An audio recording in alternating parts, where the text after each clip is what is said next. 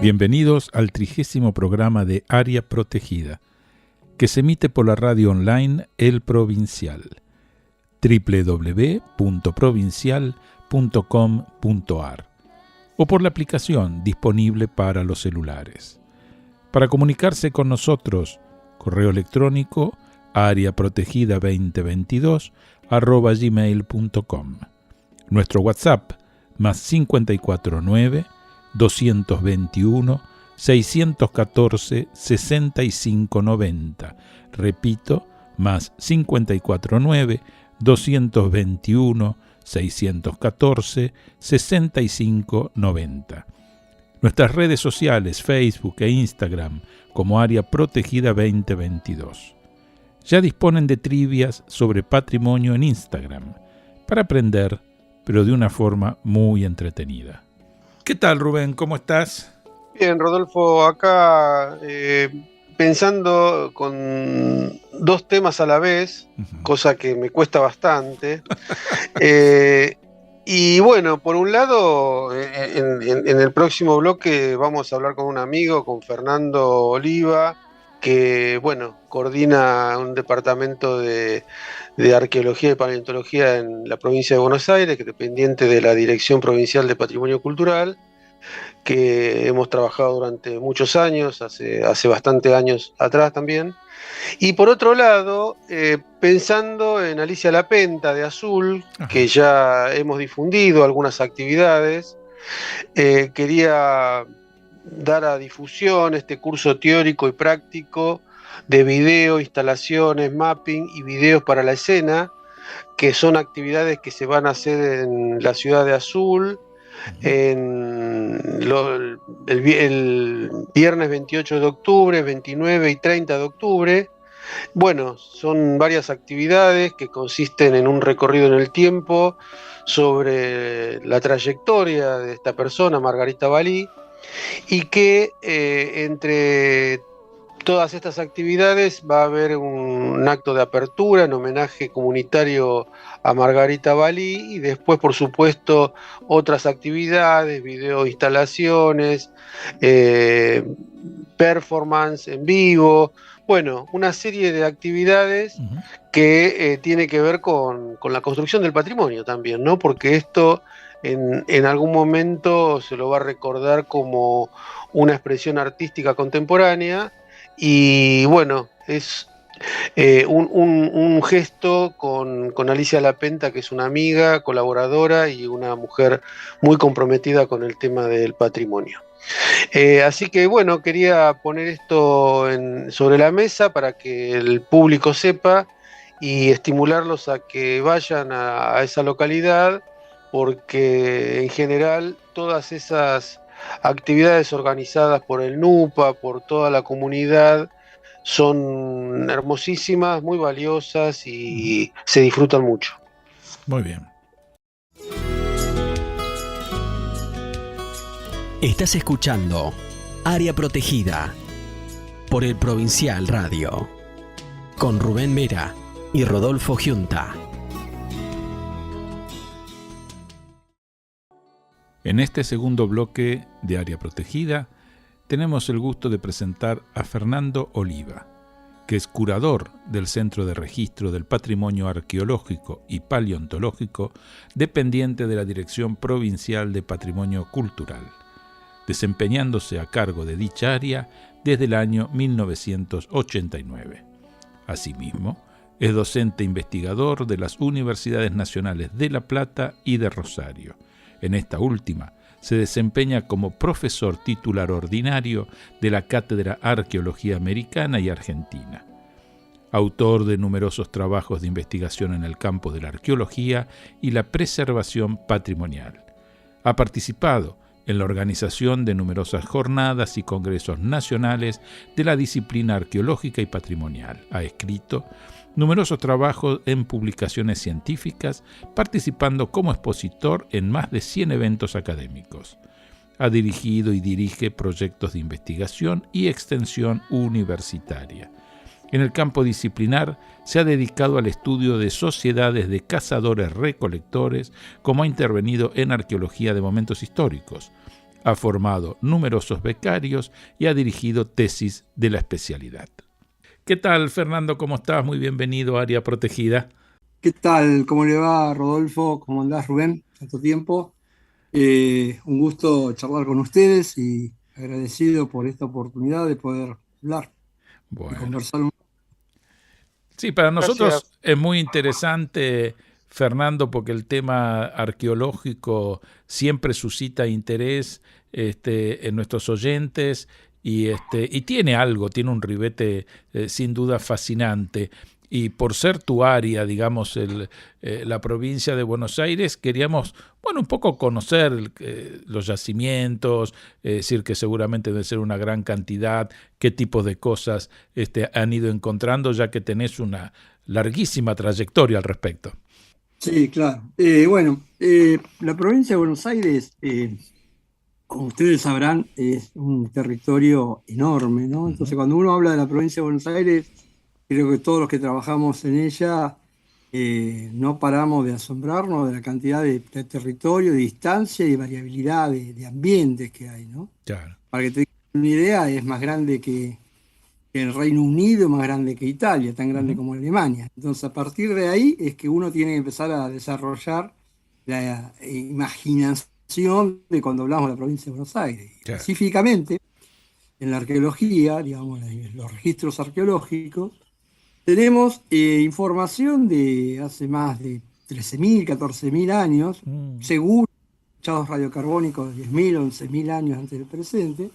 Y lo que ha habido en las diferentes partes del territorio son las sucesivas ocupaciones en todo este tiempo, ¿no? Claro. En momentos de bandas de cazadores-recolectores, de bandas que vivían en base a la caza, en base a la recolección de frutos, en diferentes momentos a lo largo de miles de años. Y después ha ocurrido el tema de la constitución del Estado Nacional, que es un poco también el registro arqueológico que está, con los fortines, las nuevas poblaciones, las nuevas migraciones. Y por último, el registro arqueológico histórico urbano de momento de industrialización de nuestro país. Claro. O sea que hablar de sitios arqueológicos en la provincia es enorme la cantidad, digamos, son varios miles, podemos decir, y de diversos tipos de sitios que van en ambientes tan distintos, como pueden ser el tema de los ambientes de llanura, ambientes de médanos, ambientes de lagunas, ambientes de sierras, y hasta ambientes marinos, digamos, ambientes fluviales. Claro. O sea que tenemos una variabilidad de perspectiva y de yacimientos paleontológicos y de sitios arqueológicos muy, muy grande, ¿no? En cuanto a, comparando con otros territorios, porque si uno compara, por ejemplo, con provincias más mediterráneas, no tienen, por ejemplo, todo el litoral atlántico. Claro. Acá en nuestro país tiene una dinámica en nuestra provincia tiene una dinámica muy particular. Digo país porque yo siempre digo que la provincia de Buenos Aires es un país, Es un país país. o varios países, ¿no? Los que me escuchan de otros lados van a decir que agrandado con su provincia, pero la realidad es que es un territorio enorme y ustedes saben, en cuanto a la cantidad de población, lo vemos en la política, en acciones educativas, qué sé yo, de salud, que nunca alcanza, digamos, la realidad. Ese es el tema, ¿no?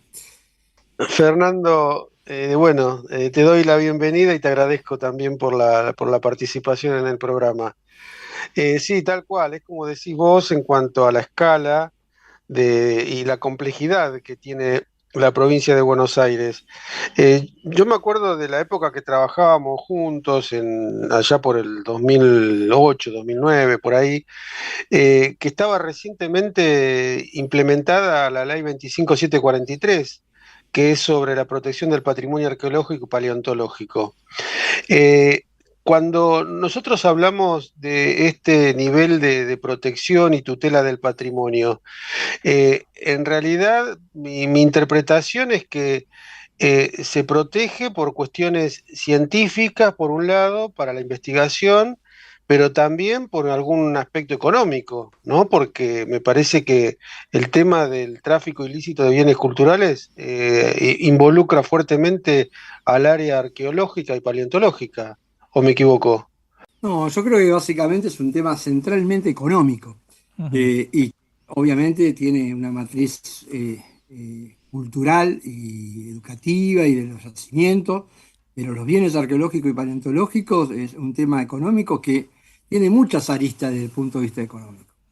Desde la venta ilegal que vos nombraste, Rubén, el tema del tráfico ilegal, que es una de las causas más importantes después de drogas y armas, el tráfico ilegal de los bienes culturales, incluidos los bienes arqueológicos y paleontológicos. Claro. Están en esa matriz de tráfico ilegal, es una cuestión de eso, hasta el tema de la subvaloración del patrimonio arqueológico y paleontológico. No es que uno vaya a vender, pero si uno tuviera que disponer de un gliptódon en cualquier museo del mundo, eso vale miles de dólares. Claro. Y en nuestra provincia pateamos gliptodontes por todos lados. Es más, se pierden gliptodontes porque generalmente no llegamos con las respuestas, o no articulamos con los municipios, o a veces no nos enteramos, o la gente saca y se rompe. Y bueno, y eso es un bien económico, números económicos. Si vos decís, quiero un gliptodonte para tener en el museo de, qué sé yo, de cualquier lugar del mundo, como está en el British Museum, que cuando vos entras, lo primero que hay es un gliptodonte en las Pampas Argentinas. Decís, bueno, eso es un bien patrimonial que tiene que ser ponderado. Y bueno, y muchas veces, por diferentes interacciones o diferentes situaciones, esto no es valorado como debería ser valorado, ¿no? Porque o llegamos tarde, como digo, o no tenemos las herramientas como para poder actuar y cuidarlo, sacarlo, o ver qué se hace, o conservarlo para el futuro, ¿no? Porque una de las cosas que yo creo que nosotros tenemos que valorar es que los bienes arqueológicos y paleontológicos, como otros bienes culturales, nos trascienden a nuestras vidas. Entonces, claro, muchas veces no es una cuestión de, bueno, si no lo sacamos ahora porque se pierde. Tenemos que ver qué vamos a hacer, cómo lo vamos a conservar, cómo se va a exponer, cómo se va a guardar en el futuro. Y una cosa que me acuerdo con vos, Rubén, que hemos trabajado, fue una cosa, una herramienta administrativa muy, muy interesante. En el marco de la ley 25743, que es una ley nacional de protección del patrimonio arqueológico y paleontológico, en el año 2008 nosotros generamos, bajo tu gestión, el tema de los observatorios de patrimonio arqueológico y paleontológico. Los OPAP. Que fuimos a Sierra La Ventana, a la inauguración del primer observatorio. Tal cual. Y eso es una herramienta muy útil. ¿Por qué? Porque el punto es que muchas personas creen que son los dueños, los investigadores durante años, nunca se lo pudo opinar, o como eran como compartimientos de estanco. Entonces la idea es que cada uno de los diferentes actores que pueden interactuar con el patrimonio arqueológico, con estos observatorios, era juntarlos y empezar a poner el tema sobre una mesa y empezar a hacer acciones de protección del patrimonio arqueológico y paleontológico.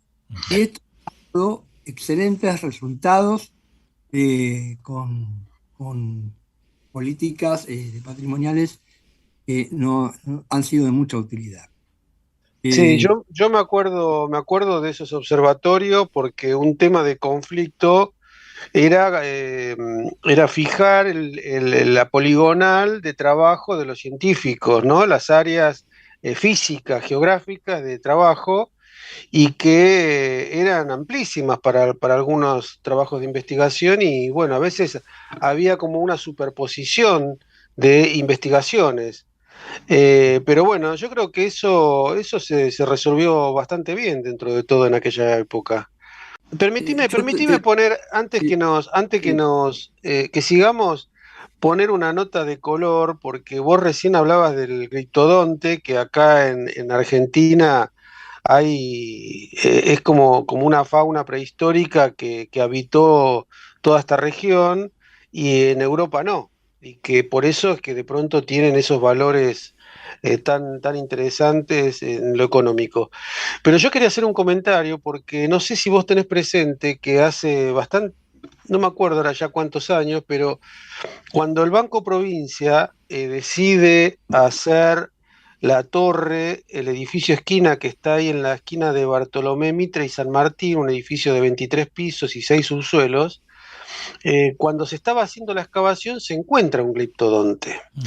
Y nosotros convocamos al Museo de Ciencias Naturales para que lo venga a retirar, y ese gliptodonte, me acuerdo que se hizo una exposición en el Museo del Banco Provincia, y lo titulamos como el habitante más antiguo de la City bancaria, porque estaba justamente en plena City bancaria. Bueno, hicimos la exposición, fue la época en que estaba en auge Jurassic Park, y bueno, nosotros teníamos nuestro propio gliptodonte, y bueno, después se donó al Museo de Ciencias Naturales, se hicieron muestras itinerantes, no me acuerdo, pero sé que toda esta temática atrae muchísimo al público porque realmente es valiosísima, y bueno, justamente todo el tema que tiene que ver con la fauna local,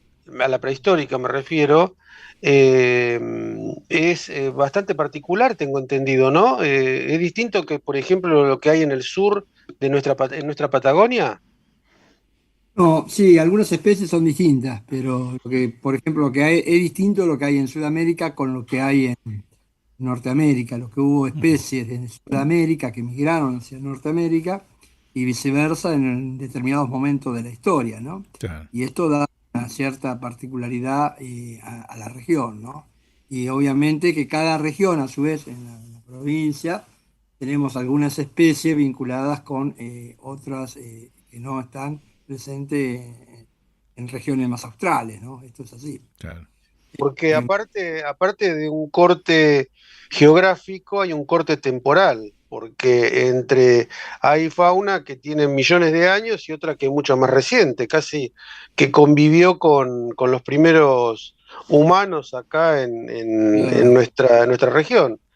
¿Es Claro, algo esta así? megafauna, fauna del Cuaternario, los océanos, estuvo hasta hace 6.000 años Claro. conviviendo y digamos que el poblamiento humano fue hace 13.000, 12.000, 11.000 años, por lo menos tuvieron 4 o 5.000 años, se estima conviviendo con esta megafauna. Claro. Lo que no hay acá, que hay sí en la Patagonia, son los famosos dinosaurios, que hasta el presente, siempre hay que aclararlo en estos términos, Claro. no se han encontrado porque las formaciones geológicas no lo han determinado, ¿no? Pero bueno, yo creo que eso son particularidades de una y otra región que es sumamente interesante y que hacen a la calidad cultural, por decirlo de una Claro. forma, la calidad cultural de cada región, ¿no?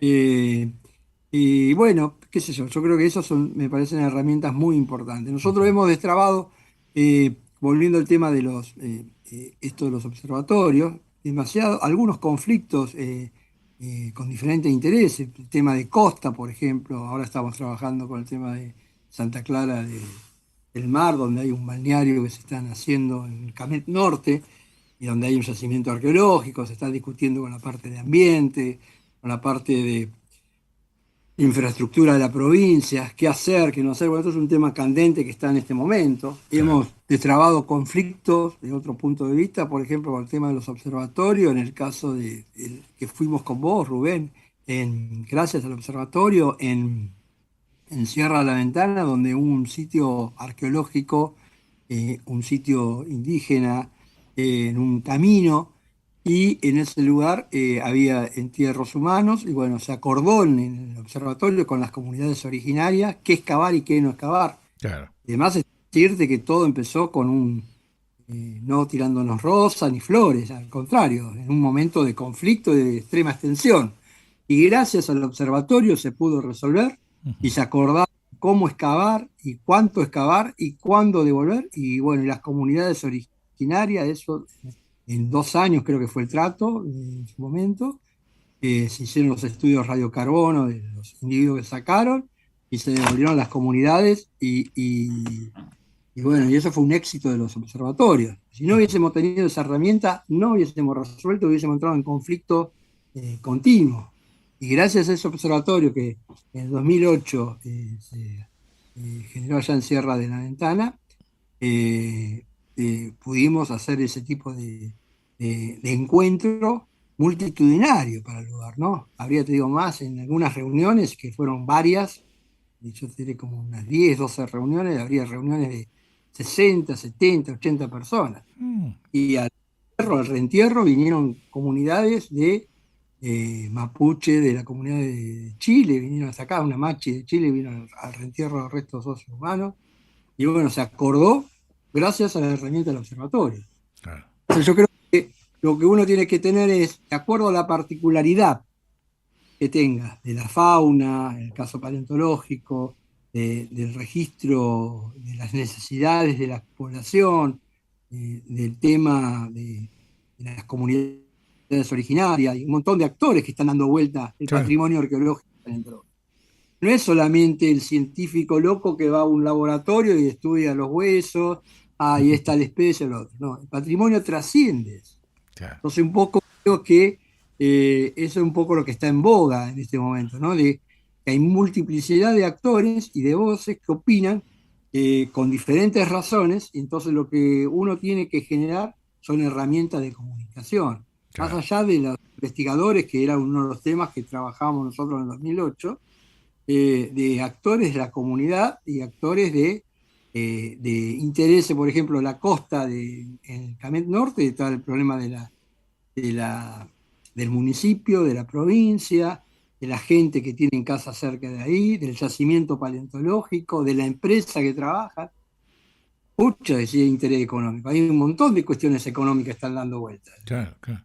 No, decía que me parecía muy importante esto que señalaba Fernando de este añadido, porque sin duda es algo que forma parte, digamos así, de toda una tensión bastante fuerte, que es el diálogo con las comunidades de pueblos originarios, porque son temas muy sensibles, ¿no? Es decir, son temas muy, muy delicados, porque a veces, digamos, desde nuestras culturas no podemos entender demasiado bien, por supuesto no en tu caso, Fernando, que sos un especialista, pero digamos en general, ¿qué puede ser ingresar a un territorio que para ellos es sagrado, el valor que pueden tener, por supuesto, los enterratorios y demás?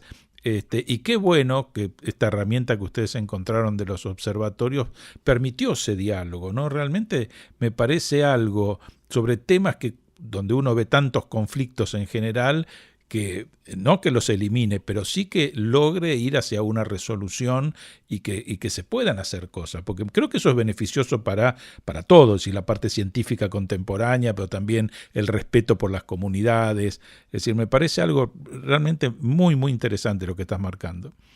Otra cosa que también es interesante compartir con el público, que tiene que ver con el patrimonio arqueológico subacuático, ¿no? Que es un tema muy específico, pero yo me acuerdo, porque eso lo aprendí de vos, Fernando, y de todo el equipo que vos coordinás, y bueno, y de otros colaboradores también que hubo en aquella época, que cuando uno imagina el patrimonio subacuático, piensa en las costas marítimas, pero vos nos hiciste ver con mucho conocimiento, ¿no? Y sabiduría, que en torno a las lagunas también hay mucho material situados en el subsuelo o en sedimentos que están bajo nivel de agua. Y no necesariamente tiene que ser las costas marítimas, puede ser el lecho de una laguna o un río. Y creo que eso es muy interesante para darle a conocer a la comunidad. Sí, y nosotros tenemos, por ejemplo, un yacimiento claro que es, por ejemplo, el histórico que ilustra claramente, que es en el partido de Adolfo Alsina, en la laguna de Carué, donde el balneario que estaba ahí, que era un balneario turístico, fue totalmente tapado por la laguna. Y después, cuando baja, después de 30 años que bajó el nivel de agua, quedaron las ruinas de ese lugar, yacimiento, ¿no? Esto para el momento histórico. Claro. También ha ocurrido todo este proceso a lo largo de estos miles de años, porque en la provincia de Buenos Aires, como en otras regiones, no es estable el clima ni no son estables las lagunas. Por eso Claro. también hay tantos conflictos con la ubicación de las poblaciones, por ejemplo en el oeste bonaerense, en cuanto que determinadas localidades se generaron, se construyeron, se fundaron próximos a niveles de laguna, cuando estaban secas. Por ahí la laguna estaba a 500, 600 metros, pero después viene un periodo de pluviosidad muy amplio y ahí empezaron los conflictos, entre otras cosas, digamos, por el tema del crecimiento del nivel freático y el tema de la laguna. Como esos cambios, esos vaivenes del agua han generado, ha sido a lo largo de todo el Holoceno, o sea, los últimos 10.000 años, y esto ha generado que las lagunas taparan materiales arqueológicos, igual que los ríos, y hay en la actualidad muchas lagunas que están con agua, pero que abajo hay patrimonio arqueológico. Claro. Todo eso tiene que ser investigado en un futuro, ¿no? Obviamente no hay el extremo apuro, pero es una prioridad histórica a futuro de construcción como nación de saber cuál es nuestro verdadero patrimonio en la contabilización de ese patrimonio. Claro. Porque si no, bueno, hay esto, pero estamos limitados a lo que hoy está bajo agua. O sea, No, que yo hay... quería comentar que en el caso mío simplemente como historiador urbano, y viendo todo el proceso de conquista y colonización en su momento de la expansión europea, es decir, hubo una cantidad de ciudades que tuvieron que ser trasladadas porque no se conocía muy bien cómo era el régimen de los ríos crecientes y demás, que de pronto avanzaron y tuvieron que obligar a desplazar. Me acuerdo de lo que era Santa Fe la Vieja, por ejemplo, y que se ha hecho algún tipo de excavación con buceo y demás, muy interesante, porque prácticamente había avanzado el agua hasta lo que era la mitad o más de la Plaza Mayor, y entonces, bueno, se tuvo que correr toda la población, desplazarla, y ahí pasó a ser un yacimiento importante de subacuático, ¿no? Sí, incluso un caso parecido a lo que dice Rodolfo es lo que pasó con Francisco de Viedma, que el primer asentamiento lo hace sobre lo que es hoy la provincia de Río Negro, es decir, del lado sur del río, y que después de una crecida se tuvo que asentar en la barranca del lado norte, es decir, en lo que hoy es Carmen de Patagones. El conocimiento de los movimientos de agua son muy complejos, incluso ahora con un tema que sí que es candente y que tiene que ver con el cambio climático, con estas sequías que hubo en Europa, afloraron infinidad de elementos arqueológicos y paleontológicos en los lechos de ríos secos, ¿no? Por estas terribles sequías que hubo en Europa, que me hace acordar que acá pasó algo parecido en el río Salado, en la zona donde el río Salado es límite entre Roque Pérez y Lobos. Ahí también pasó algo parecido. Pero bueno, hay un material enorme para investigar que, bueno, ojalá de a poco se vaya procesando toda esa información. Iniciamos así este tercer bloque de Área Protegida. Estamos con la presencia del arqueólogo Fernando Oliva. Fernando, entre todos estos temas que son más que interesantes, porque tienen que ver con todo este trabajo de descubrimiento, ¿no? No sé cómo es el término exacto cuando hacen esos trabajos de excavación. Una vez obtenidas esas piezas, una vez obtenido todo ese material arqueológico, paleontológico, me imagino que después todo eso lleva a un registro de todo ese material para futuros estudios. ¿Es algo así? Sí, claro, claro. Mirá, el tema es que generalmente la gente tiene la idea que el arqueólogo trabaja o el paleontólogo cuando está en el campo, que son esos 15 días o 20 que va a buscar los materiales. Uh-huh. El trabajo más tedioso, es más largo y es todo lo que empieza después, el día que terminaste la excavación, ¿no? Claro. Es muy largo. digamos, son años, digamos. Empieza todo lo que es el registro, porque uno tiene, por un lado, la cuestión patrimonial, que tener que declarar qué es lo que tenés. Claro. En este momento, nadie es el dueño del patrimonio, somos tenedores del patrimonio. Claro. En realidad, el Estado provincial es el dueño. Entonces, los investigadores, cuando tienen determinado tipo de material, lo que tienen que hacer es declararlo en el marco de la ley 25743, hacer ficha de lote, ficha de registro para saber qué es lo que hay, porque eso tendría doble función. Por un lado es registrar e informar, y por otro lado, si hubiera algún tipo de situación como que se lo roban o hay un extravío de materiales, poder buscarlo en base a la declaración que uno ha hecho al Estado. Para lo cual, en el caso de la provincia de Buenos Aires o en todas las provincias, se declara en cada provincia, y la provincia a su vez declara a nivel nacional al Instituto Nacional de Antropología y Pensamiento Latinoamericano para el caso de la arqueología, y al Museo de Ciencias Naturales el Bernardino Rivadavia de la ciudad de Buenos Aires, en el caso de paleontología. A partir de ahí empieza una serie de estudios, clasificación, y empezar a producción de trabajos académicos en función del tema, ¿no? Claro. Que pueden ser de la perspectiva del arqueólogo o paleontólogo que está investigando, o que después vengan otros especialistas y vean otro tema. Claro. Por eso muchas veces no se entiende la cantidad de tiempo. Dice, pero si yo lo sacá para ver dos piedritas, porque es lo que te dicen, o dos huesitos, es rapidito y en 10 días lo ves. No Claro. es tan así.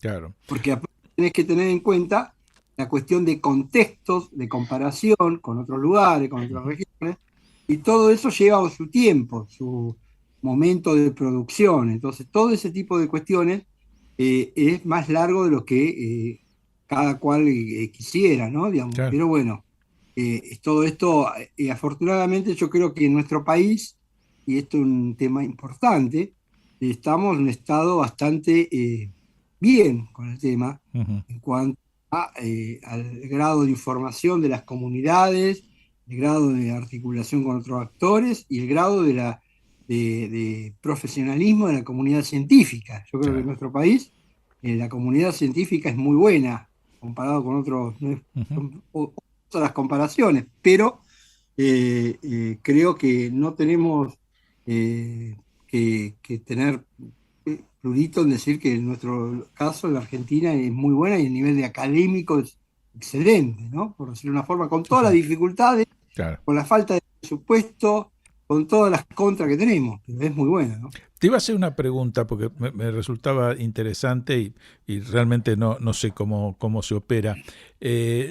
Porque vos decías todo este patrimonio, por ejemplo, en el caso de estar en la provincia de Buenos Aires, de la provincia, ¿esto rige también en el caso que se hagan descubrimientos o se puedan hacer excavaciones en ámbitos privados? Digamos que un privado por X razón hace un tipo de intervención y se encuentra con algo y los puede convocar a ustedes, y todo lo que se extraiga de ahí es de la provincia.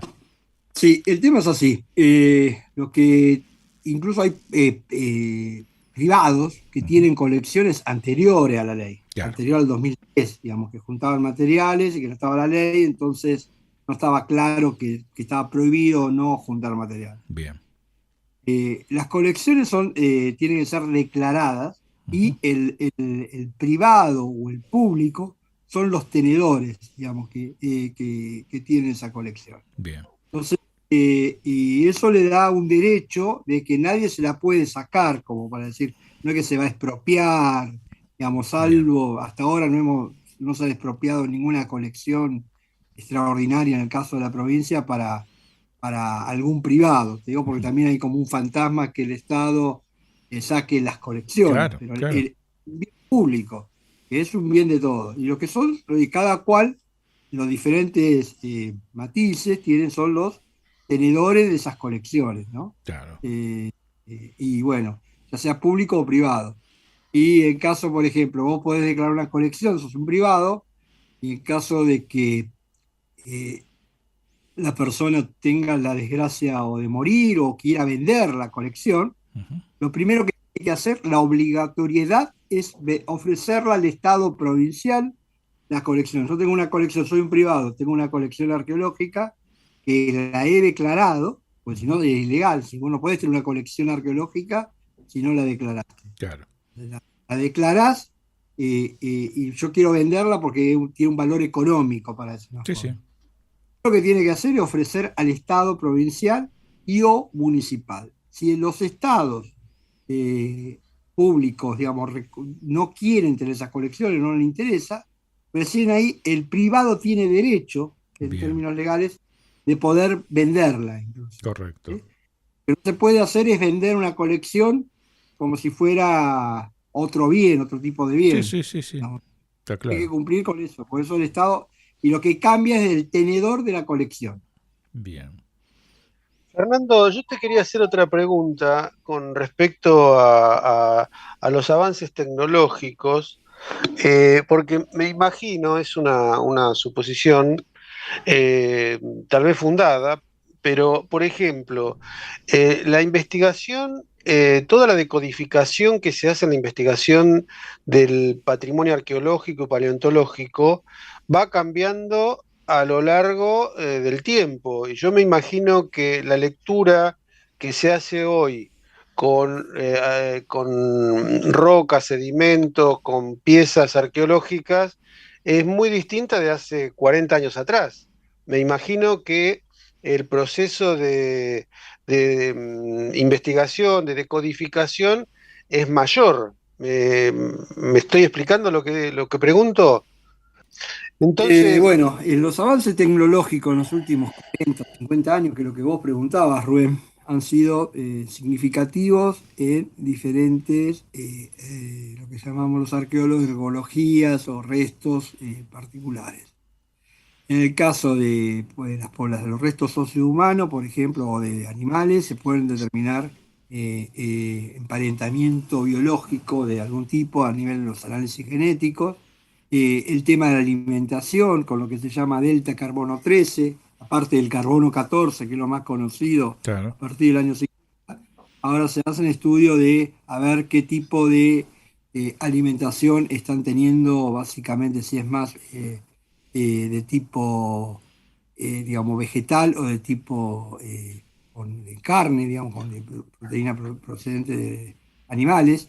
Digamos, por ejemplo, un estudio que estamos haciendo en este momento con otros colegas nos están dando que la utilización de vegetales en todo lo que es el sur de la provincia de Buenos Aires y sur de la provincia de La Pampa, que es básicamente más la utilización de vegetales que de animales, o sea que eso es un dato sumamente interesante que es estamos importante, sí. en los estudios modernos, ¿no? Claro. Después, a través del estudio de la cerámica, se estudian los ácidos grasos, a ver qué se consumía. El arte rupestre se puede ver con qué estaba hecho, con diferentes tipos de análisis bioquímico, físico o radiometría de rayos X. Entonces son diferentes tipos de estudios que permiten hacer diferentes aproximaciones mucho más ricas. Claro. O hay un programa que ahora se llama, en el caso de la pintura, el T-Stitch, que es un programa de computación, es muy básico, pero que permite ver en una dimensión de rayo de onda muy distinta a lo que vemos con el ojo desnudo. Claro. O sea que vemos, cuando sacamos nosotros vemos una escala de colores con determinada intensidad de calor. Cuando con ese programa nos permiten ver unos colores que no vemos a ojo desnudo, sino permiten ver con otro tipo de motivos que no están presentes a ojo desnudo. Claro. Y eso con la tecnología de la computadora. Entonces, ese tipo de cosas es lo que se están haciendo en este momento, que es realmente muy bueno. Antes se usaba la luz infrarroja. Ujú. Bueno, esa luz infrarroja, que era que veíamos, iluminábamos al motivo con la lamparita infrarroja, ahora lo procesamos con la computación, con las computadoras, y nos permite ver motivos que cuando sacamos la foto no lo vemos. Cuando Claro. después vamos al laboratorio, prendemos la computadora, empezamos a ver escenas y otro tipo de cosas. Es mucho más rico, digamos, la tecnología, obviamente que es algo extremadamente útil, ¿no? A mí me hace reflexionar una cosa lo que vos decías recién, y que yo lo traje a este terreno, la conversación, porque nosotros cuando damos clases o cuando hablamos sobre la conservación del patrimonio y hablamos sobre la autenticidad y la integridad, estamos hablando justamente, como y yo insisto, y los que alguna vez me escuchan esto saben que lo repito permanentemente, que uno conserva, protege las fuentes objetivas del conocimiento. Es decir, que en la medida que nosotros conservemos con integridad y autenticidad los objetos que vienen del pasado, generaciones futuras pueden decodificar mejor el conocimiento histórico. Y esto tiene que ver con lo que vos acabás de decir, que hoy se hacen lecturas sobre la alimentación, sobre determinados comportamientos alimentarios o no sé, diferentes conductas de comunidades originarias gracias a estos avances tecnológicos. Así que me gusta lo que decís porque aparte apoya lo que nosotros venimos diciendo siempre más o menos en la misma línea, ¿no? Que tiene, la conservación tiene fundamentos científicos y que tienen que ver con el conocimiento histórico. Bueno, cada uno desde su área produce a partir de su ámbito de trabajo. Yo creo que eso es así y también lo que creo que también es importante, que eso tiene un valor económico, que eso es lo que hay que, porque muchas veces esto se toma como un gasto. Claro. Entonces, si vos conservás esto, vas a tener un valor económico para el futuro. Por ejemplo, el patrimonio arqueológico, paleontológico, para volver a lo que poco conozco, generalmente hay como una necesidad de sacarlo, de exponerlo y sin ningún tipo de miramiento, ¿no? De hacer turismo o de visitar, por ejemplo, un sitio arqueológico. Y bueno, si vos lo conservás y lo cuidas, esto va a perdurar para diferentes generaciones, ¿no? Claro. Que ha pasado en otros lugares del mundo, digamos. A mí me asombra, a veces mal, en cuanto a las conductas que se tienen en cuanto al patrimonio en gente que tiene que tomar decisiones, no digo en el caso de la provincia, sino en otros lugares del país, porque no quiero personalizar con ninguna situación en particular, pero se toman, bueno, sigamos adelante, esto no importa, tapemos la obra, tapemos el yacimiento, porque lo importante es otra cosa. Y esas mismas personas después son las que por ahí van a otros lugares del mundo y admiran cómo, por ejemplo, en Italia o en España se conservan determinados tipos de bienes y que es un recurso económico, Claro. digamos, para un turismo bien aplicado, para cuestiones educativas, etcétera, etcétera. Entonces es un tema y creo que hay como todavía hay como un delay en cuanto a lo que se dice con lo que se hace y el poner como una cuestión propia el tema de esto que vos decís, Rubén, el tema de que esto tiene un valor desde el punto de vista cultural, trasciende nuestras generaciones, ¿no? Estás escuchando Área Protegida por el Provincial Radio Online con Rubén Vera y Rodolfo Giunta.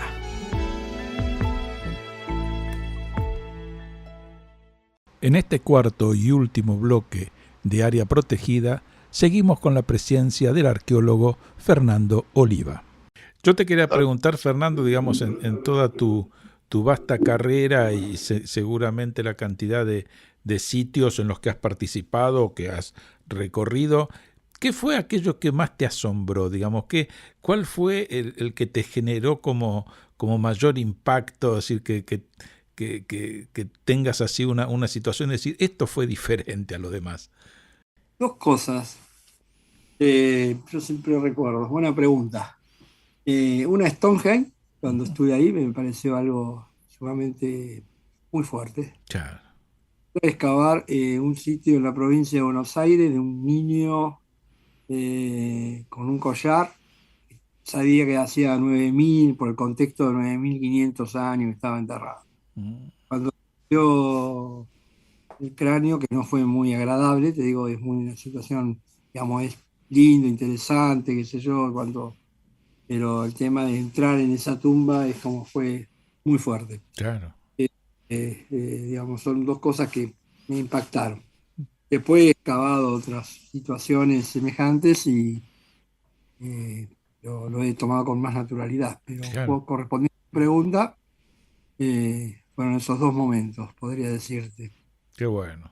También decinos, eh, yo tengo entendido que en la zona de, creo que es en la zona de Carmen de Patagones, hay huellas de dinosaurios impresas en el barro, ¿no? En un barro petrificado, puede ser, y que eso no está, está bastante oculto para que la gente no lo degrade. Eso se hace también, ¿no? Muchas veces que de pronto no se dan a conocer porque no están las condiciones adecuadas para la conservación. Eh, Calculo, no sé si o megafauna, no sé si dinosaurio, desconozco dinosaurio. Lo que sí sé que hay huellas de megafauna en varios lugares de la provincia. Eh, eh, yo creo que hay muchas cosas que uno como profesional a veces no indica o no transmite porque tiene el tupor que genere más destrucción que lo que, como vos decís, Rubén, que no están preparados. O sea, yo creo que es todo un circuito. Cuando uno hace el tema patrimonial, tiene que pensar de la A a la Z, es decir, cómo se excava, cómo se expone, cómo se cuida, cómo se conserva y cómo se cuida a lo largo del tiempo. Exacto.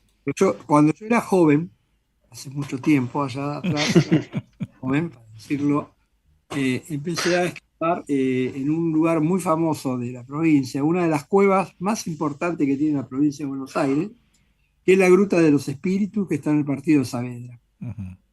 que tiene 56 metros de profundidad, es una cueva importante, y es una cueva que Eduardo Holmer, en el año 1884, descubrió 9 representaciones rupestres. Cuando fui al lugar, en el año, después de 100 años de Holmer, ciento y pico de años, estaba esa cueva llena de grafitis arriba de la pintura, y estaba destruida. Yo, como Nobel de la arqueología, empecé a difundir y estaba indignado de los grafitis y decía, bueno, que hay que cuidarlo, educarlo. Entonces empezaba a hacer esas charlas en las escuelas, en la zona, en la región, y empezaba a difundir en los museos, toda esa historia, como creyendo que difundiendo se iba a tomar conciencia del tema. El índice de grafitis en esos 5 años que yo estuve en la región ahí incrementó sustancialmente. Mira Nunca vos. Bien. voy a saber si fue por otras causas, que seguramente hubieron, pero también yo creo que yo fui un factor de destrucción del yacimiento al promover, porque que Claro. haya una persona o dos, o 3 o 10 que vayan a destruir, no estaba el sitio preparado para esta difusión, ¿no? Y Claro. de familias, a partir de entonces empezaron a haber apellidos de familias de solvencia económica de la región, importantes, que iban al lugar y que incluso hacían escudos de partidos de equipos de fútbol e incluso de órganos sexuales y todo ese tipo de cosas. O sea que es complicado el tema. Entonces, a partir de entonces, eh, he testeado, yo me dedico, uno de los temas que investigo son los sitios con arte rupestre en la provincia de Buenos Aires.